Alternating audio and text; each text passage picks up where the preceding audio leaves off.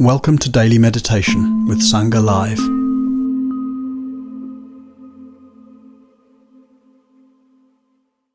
Good morning, good afternoon, good evening, good middle of the night to everyone. And a big thank you, George, for all the preparatory work before we arrived, ensuring that it flows well, the work that goes afterwards as well in terms of putting up the sessions online, responding to many requests, and to the rest of the team. And as George just mentioned to you, Martin Elward, co-founder of Sangha Live, senior, much respected teacher, will be here on duty next week with Sangha Live.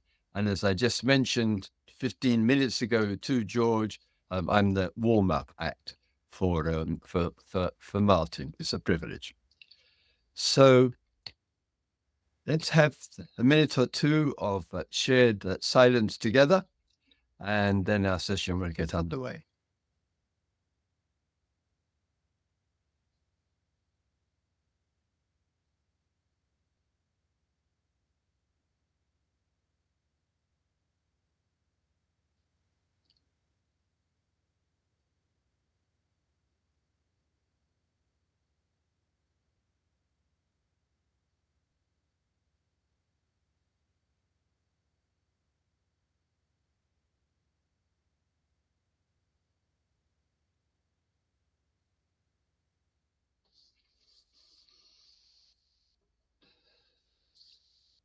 This is the final morning. I'll just give a short reflection.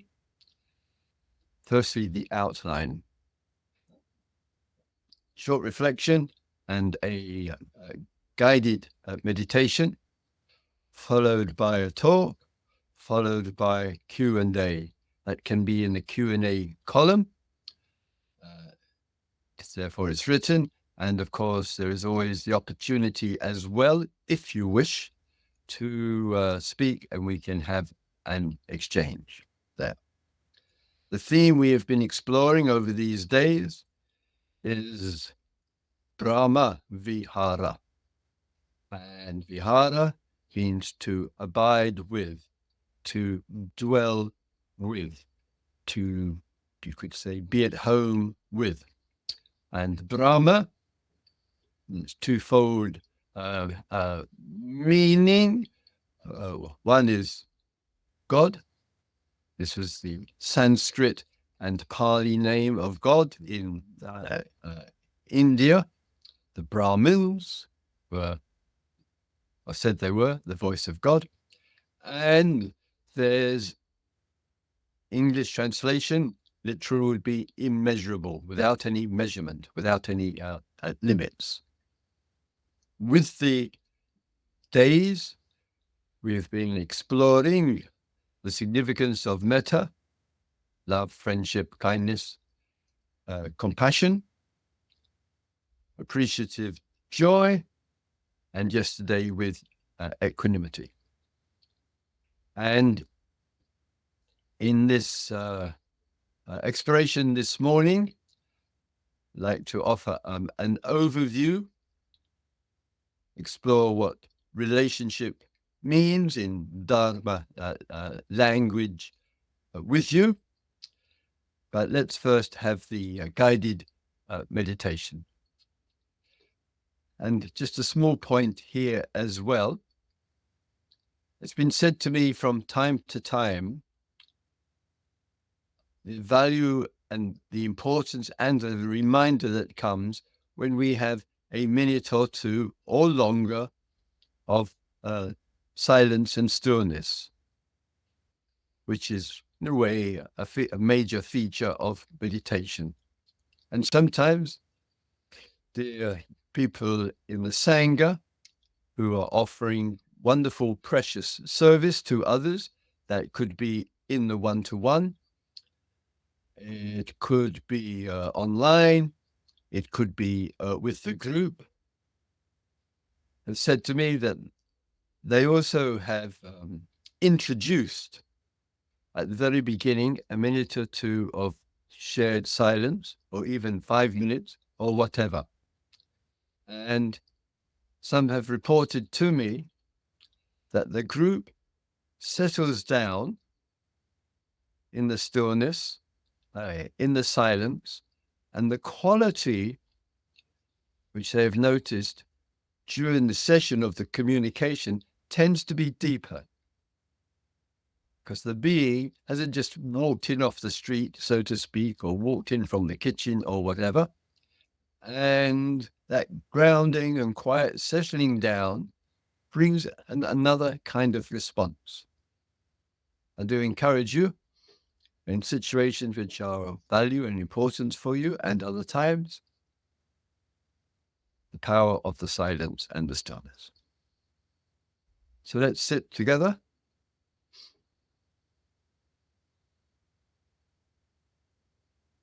Eyes can be open, closed, half open, as you wish.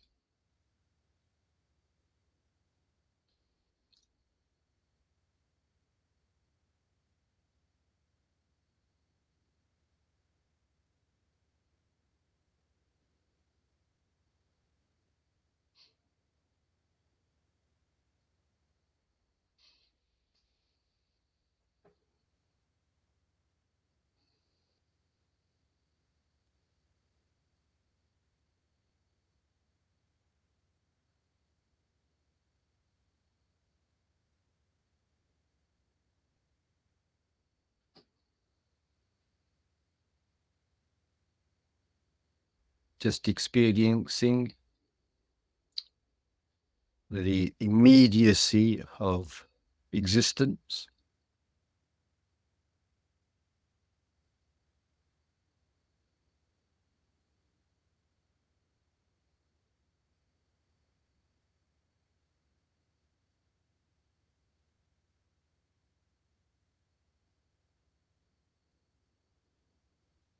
With the mind, consciousness,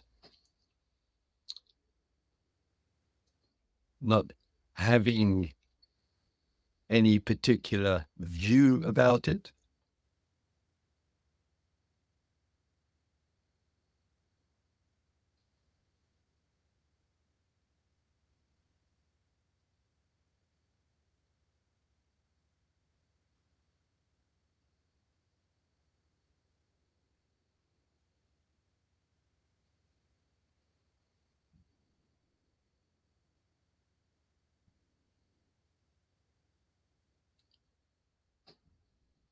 But also not holding or clinging to a view of no view.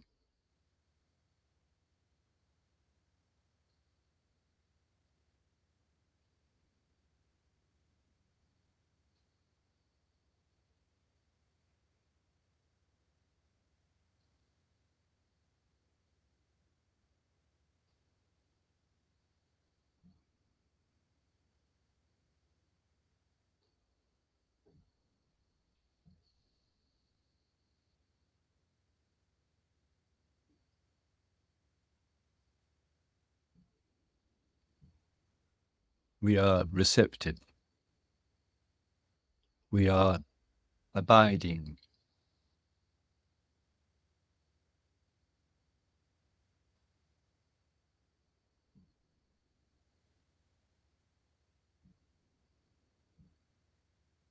With no fixed view.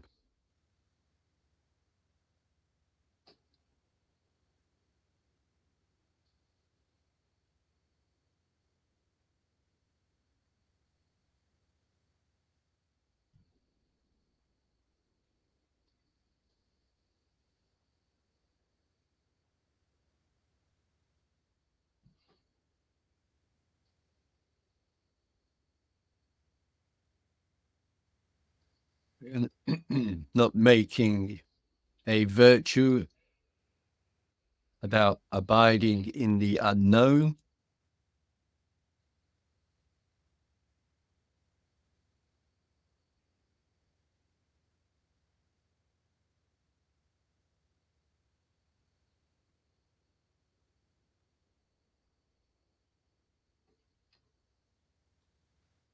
not exaggerating that.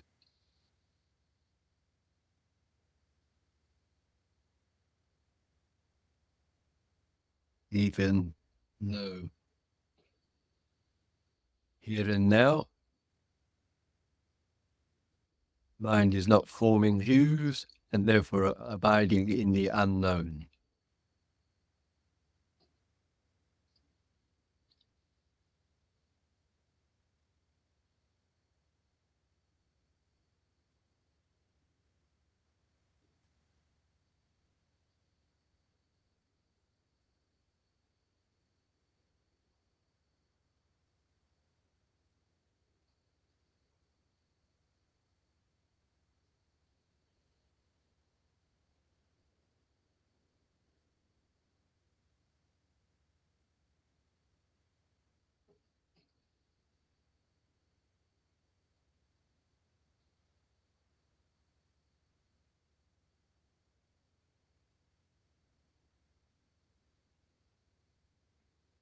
We are not reducing life to being a mystery or a myth, as the mystics might say, mysterium tremendum.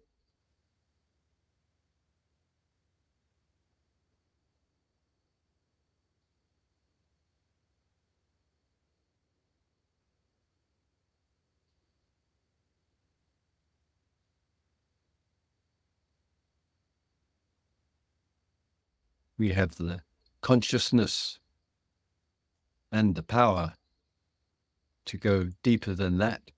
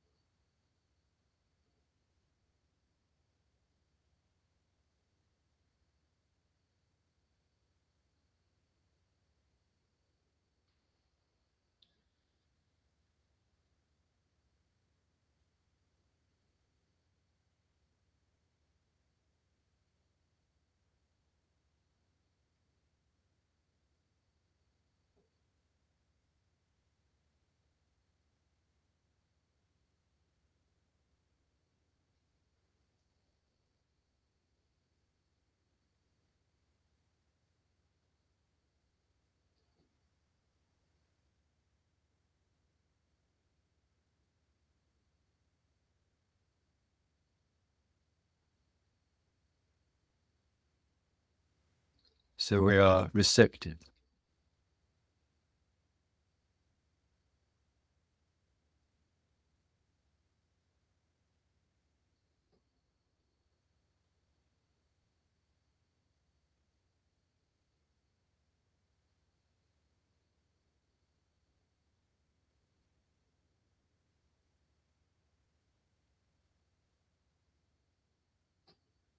We are receptive to fresh ways of seeing,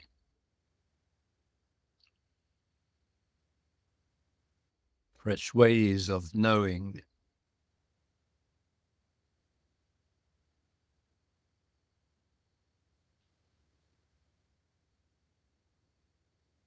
fresh ways of understanding.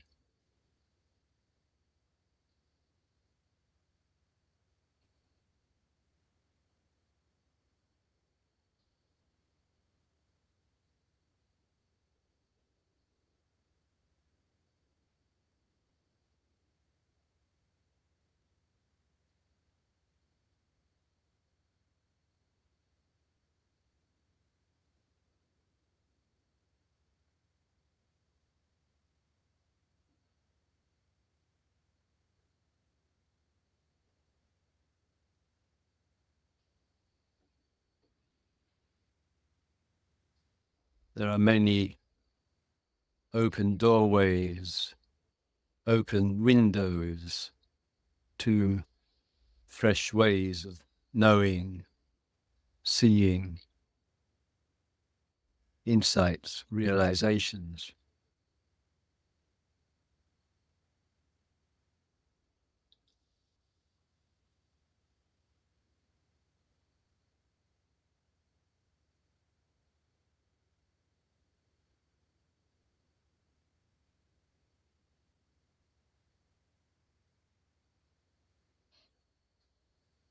So the teachings, practices give much emphasis to being a conscious human being.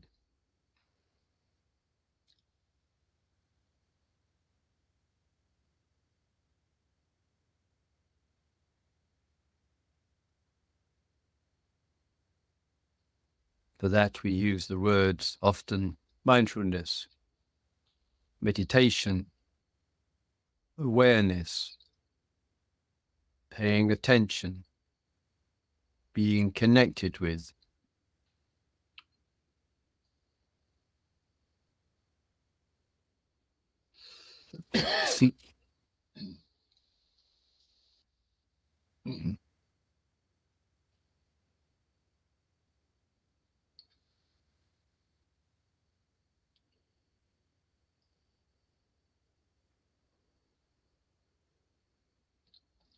The open doorways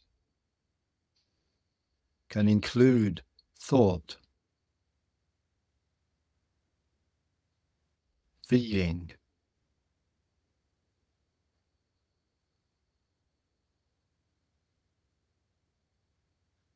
the senses, what we see, hear, smell, taste, touch.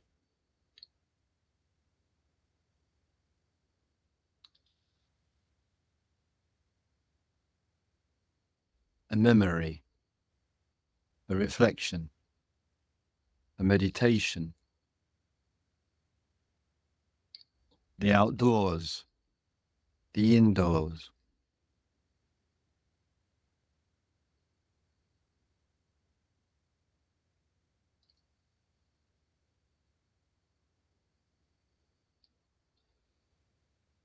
In emergence, out of the blue.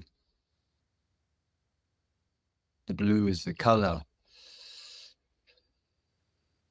of the immeasurable. Like, as it were, blue sky, the blue ocean. Out of the blue can emerge a sudden insight.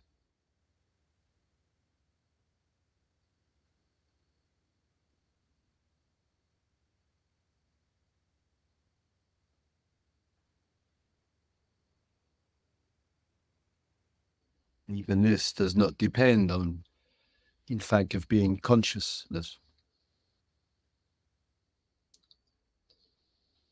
The doors open, the windows are open.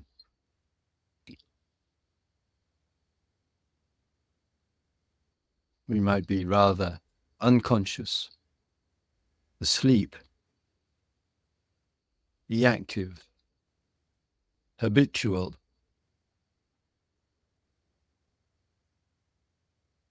And yet out of the blue, something can emerge, waking us up.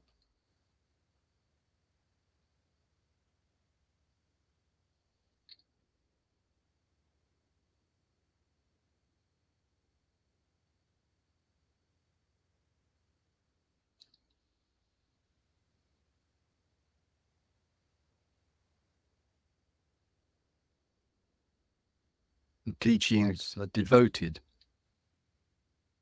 to waking us up.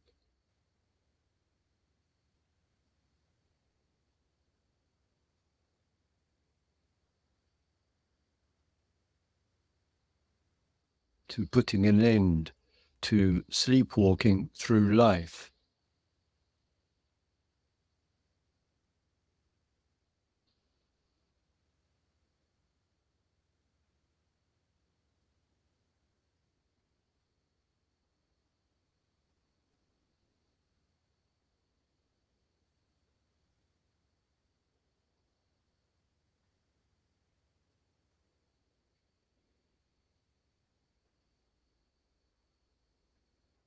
Every experience without exception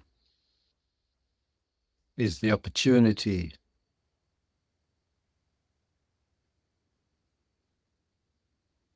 to be awake, to wake up, to stay awake.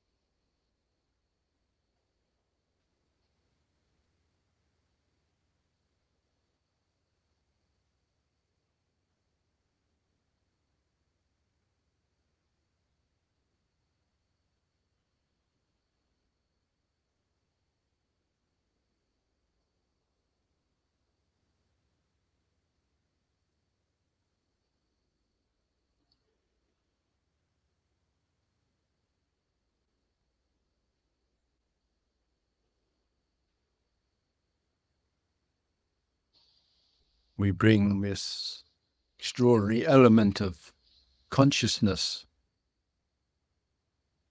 to the big issues, the daily life issues, the small minor issues, to the details.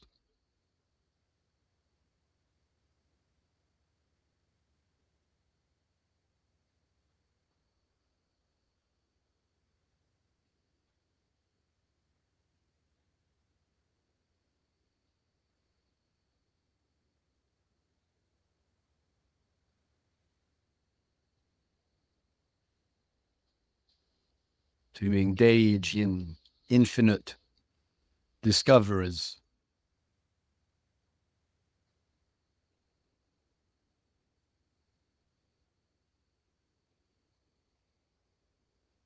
An immeasurable sense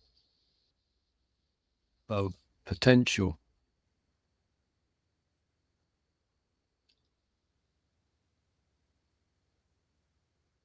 And multiple ways of waking up.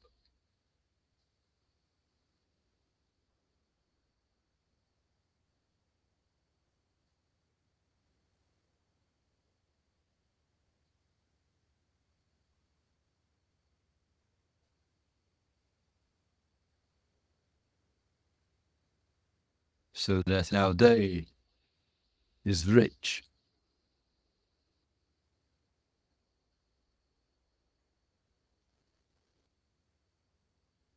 Rich in interest, in curiosity.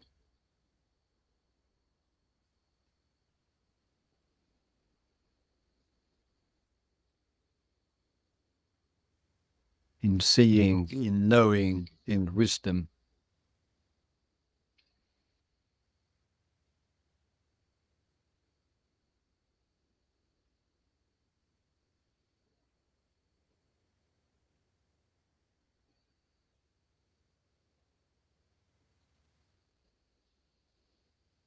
Many minutes.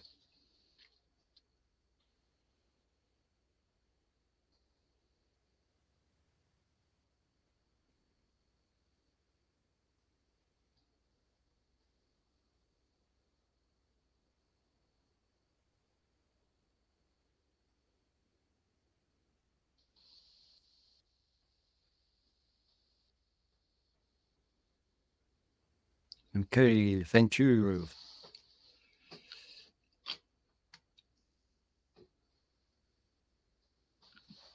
King. Let me have a sip of the water in here to talk with you. Chai, actually.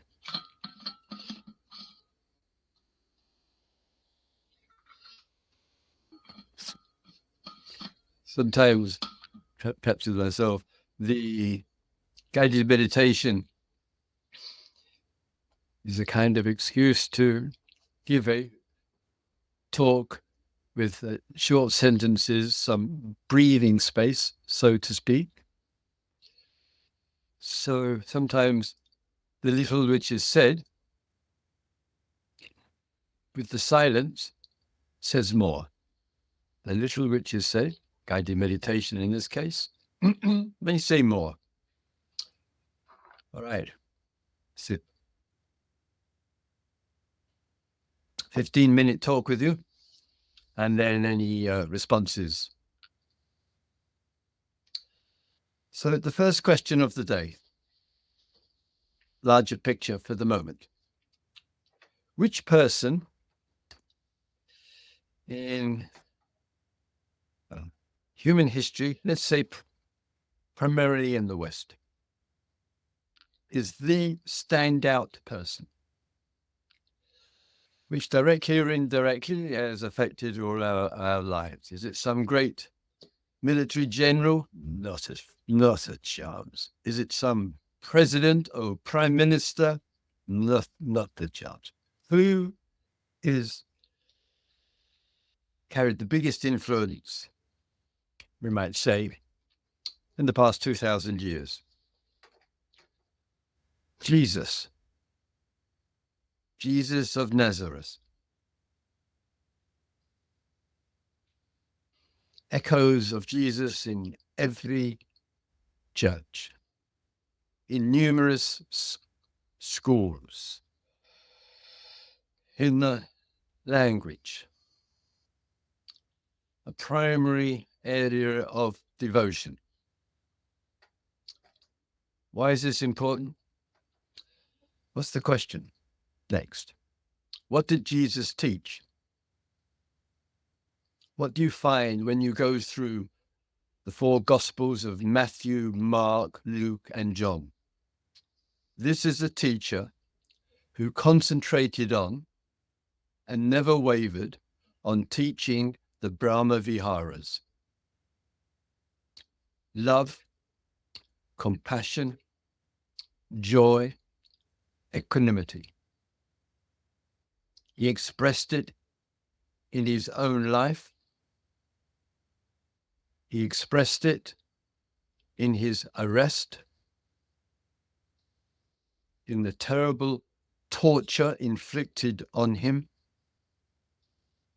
the crucifixion and death, unwavering. We can learn much from the teachings of Jesus on the Brahma Viharas, the life and the stories. I mention this because in the way of life we have as human beings, there is a bit of a tendency sometimes to imagine and think, I have to do it all by myself, whatever the it might be. The truth is within me. Nobody can do it for you. All of these are common enough views, particularly in the world of we live in, of self, and it comes into the spiritual. Yeah. There is immense value in a relationship to life, which we draw upon for the Brahma Viharas, to be with God. We draw upon the past. We draw upon the fine voices outwardly. We draw upon the voices inwardly. And we say, I wish to abide with the immeasurable, with the infinite. And therefore, the exploration must in some way or other reflect it. If I contract around the self, self-love, self-healing, self-compassion, self-acceptance, and so forth, and I contract around that, not a hope in hell is there a chance of liberation, of realizing the infinite. Because our eyes and our ears and our senses, our consciousness, in its exploration, in some way or other, needs to reflect it. So take great care in the language of the self, in the language of I, in the language of me, in the language of my.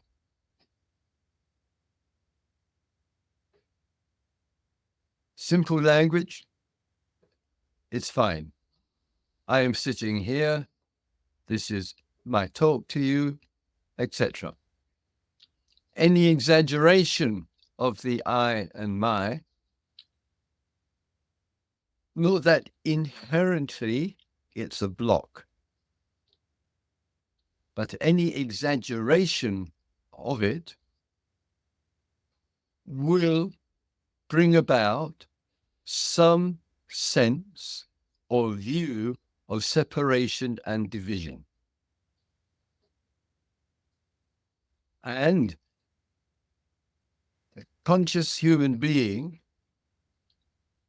you and I, can be inspired by what we hear, what we see, what we read, what we explore through the Sangha of explorers, through the world around, people, creatures, the natural world. And our exploration is not to be tied down anywhere, so that in some way or other, there is a genuine, authentic sense emerging. Wow, this life is extraordinarily expansive. I cannot see any limits to it. Day in and day out, things are emerging out of this expanse, which are important and valuable. And therefore, some confirmation of that, as the Buddha and one of his illustrious successors, Jesus, keeps reminding us that to abide with the infinite expanse, which embraces and not limited by the pillars of so-called birth and death, that the outcome of that expanse in our small, finite, modest little existence, the expanse of it allows the emergence of the Brahma Viharas. It's a kind of organic, natural confirmation. Just think of the times in your life, hopefully recently, hopefully regularly, when perhaps your experience has expanded out and it's touched a deep place. The emergence coming out of the being, it could be the wonder of life, the miracle of life. Another couple of open windows, open door is there. It could be seeing or hearing or a small event which touches, and love and appreciation, gratitude just comes out of the being. It could be a movement, sometimes almost a surprise to ourselves, that we can offer something to others, with energy and dedication and maybe risk as well, to reduce the suffering, that we're not frightened of the world. We can be bold, compassion. There are times as well, regardless of the capacity to stay steady and true to the Brahma Viharas, and just be steady with it.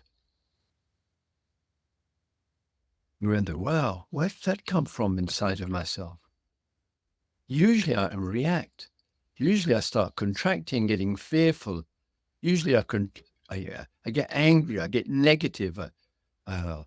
Things come out of my mouth which I regret later, or go into my mouth which I regret later. Wow. There's a steadiness there. There is this Brahma Vihara of equanimity. And sometimes wow, I'm a human being. I feel blessed to know that Jesus is offering teachings on this. I feel blessed to know the Buddha. And in a way, the larger, bigger sense, which is what I'm focusing upon with you, as you can hear. Why is that important? Why is it important? We touch upon it, perhaps when we see the night sky and the infinity of the cosmos, we might say, or the cosmoses, plural. Why is it important to place ourselves in nature, to experience the infinite expressions that are going on through our being?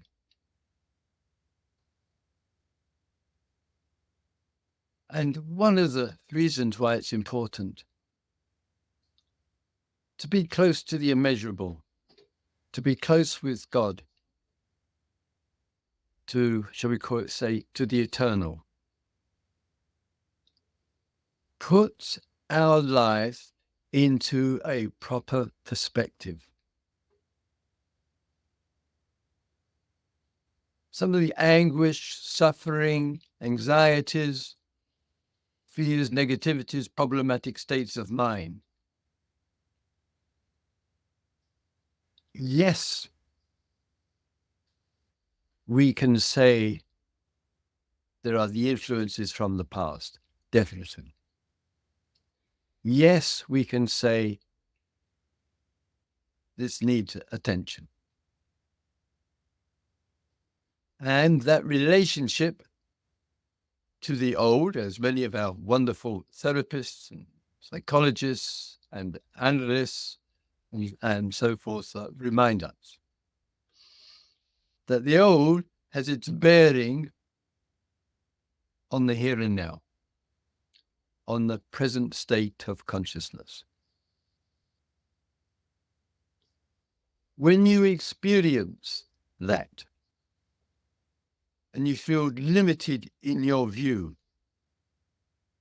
you remember, I've been holding this kind of view for a long time, or recently owing to a dramatic, traumatic, problematic situation. And this view is affecting me, whatever that view may be. And I feel limited. I feel disconnected from the limitless. I feel very finite. I feel disconnected to the infinite. Then there is the encouragement to look at this contraction called fear, called anger, called habitual pattern, called reactivity. What are the steps inwardly and outwardly, to contribute to dissolving that. And why is there the deep wish to dissolve it? In today's language, because I do not wish to be separated from God. It doesn't feel right to be contracted, finite, constantly facing problematic mind. It's not, shall we say, my true nature.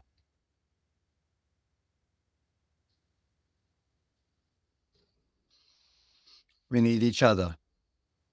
Don't think you can do it all by yourself. Nobody ever has in history. When the Buddha was on the road, and she endorsed very much, metaphorically, spiritually as well. People at the time would say, they would see, oh, there's Gautama, the Sakyan. That means that was the country he was born and brought up. And it is said, he woke up. He woke up. The Pali word for waking up, being fully awake, is Buddha. We use the Pali word. It's a little unfortunate, really. And that statement, he woke up and stayed awake. And therefore, the Brahma Viharas. Being awake is not alien to us. It's not something at the end of a long line of sleepwalking through existence with all the troubles and the travails and the worries that go along with it. Being awake is a regular interruption of our life. And it's recognizing and being clear in the precious moments, if not longer, when in your relationship to life, you could put hand on heart and say, right now, this being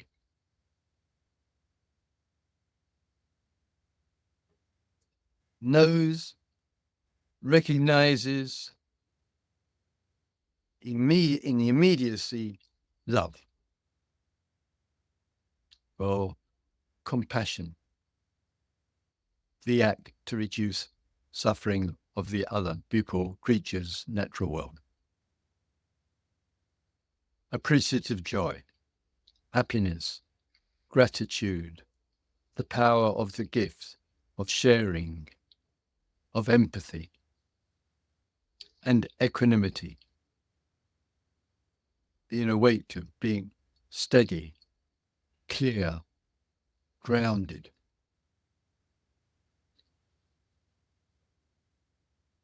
And may our day-to-day life constantly be interrupted in this way, to the point it's the norm. And when there is some all too human lost separation from the stuff, the shit, the stories, the daydreams, the fantasies, the irritations, blah, blah, blah, blah, blah. And it's oppressing us. The mind is under occupation. Let's bring all the resources, inner and outer, to explore that. So the natural way of being, which is to be awake, and the liberated way of being is familiar on the day-to-day basis. It's no big deal to be awake.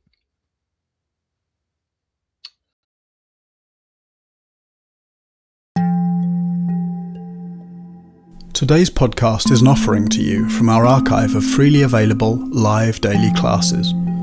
We make wisdom teachings and meditations as freely available as possible to as many people as wish to practice. You can help ensure we can continue to support a worldwide Sangha by leaving a review wherever you get your podcasts, by sharing this with someone who'd be interested, and by offering a small financial support at sangha.live/donate.